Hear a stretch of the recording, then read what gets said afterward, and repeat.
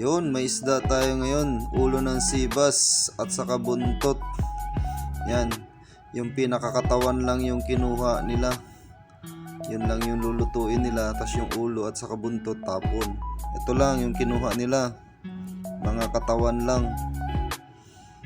Tapos yung buntot at saka ulo ipamimigay natin. Tapos ito yan, para yan sa butcher. Ito lang yung kinuha ko, ulo at saka buntot. Sa may mga gusto ng isda dyan, mag-comment ka lang dyan, kabayan. Bihira lang pala yung isda, kaya pagka nagkaroon ng isda, pinamimigay ko kaagad. Hindi kasi siya pwedeng magtagal sa fridge. Natatakot ako masira. Mas masarap pa rin kainin yung fresh kesa sa naka-frozen na. Kaya sa may hilig sa isda dyan, ito na yung chance nyo. Mag-comment na kayo mga kabayan, may isda tayo ngayon. Sana all.